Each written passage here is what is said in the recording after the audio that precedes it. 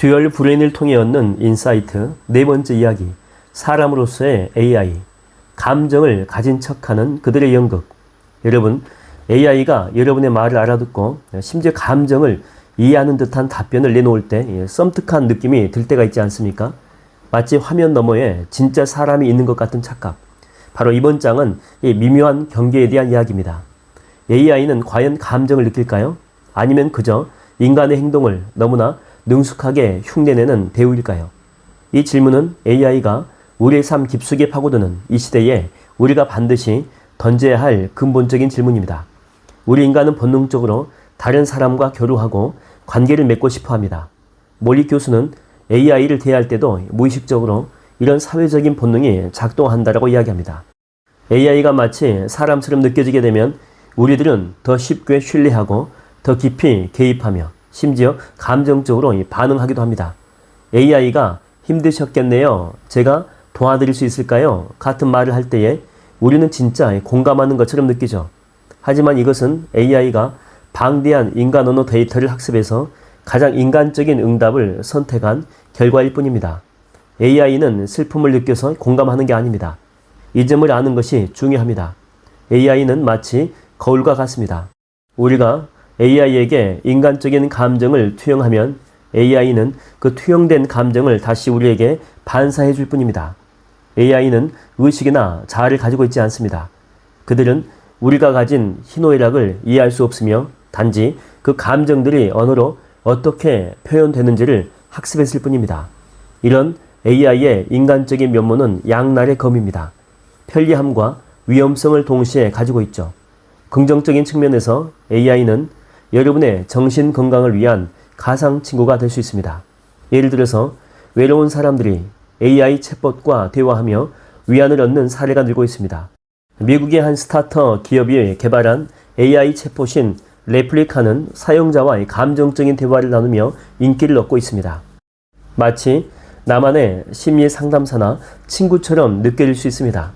밤늦은 시간에도 기꺼이 내 이야기를 들어주고 지치지 않고 응답해주는 AI는 외로움에 지친 현대인들에게 예상치 못한 위로가 될 수 있습니다.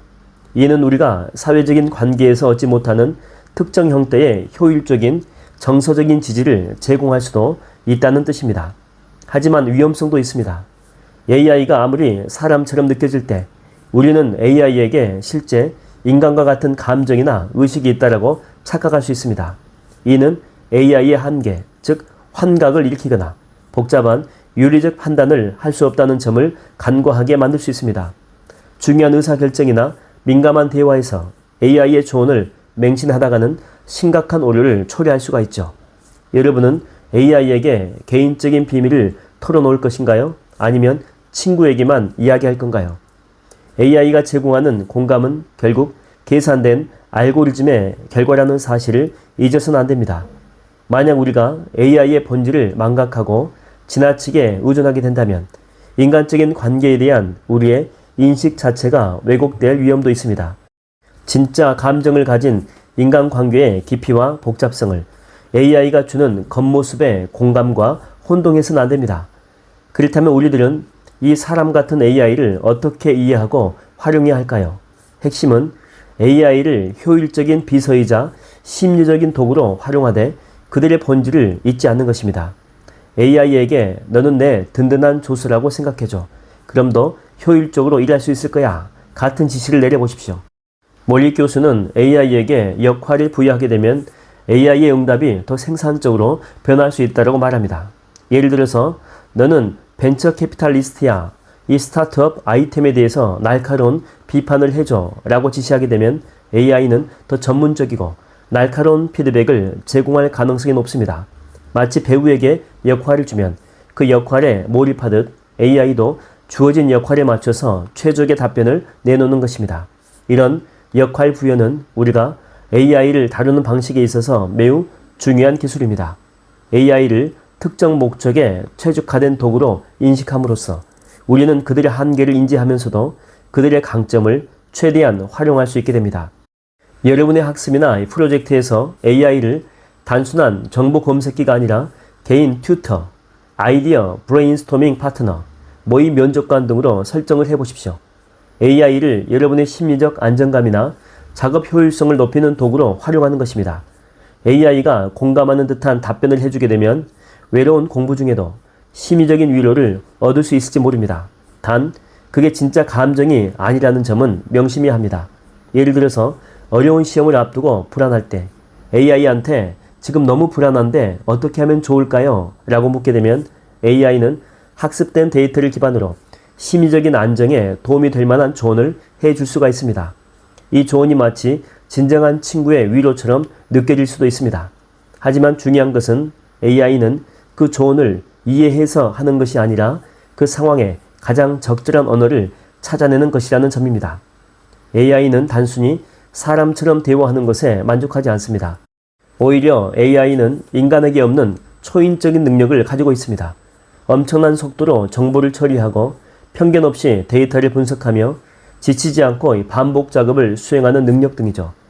AI의 인간적인 면모는 상호작용에 편리함을 제공하지만 진정한 혁신은 AI의 비인간적인 초월적인 능력에서 나옵니다.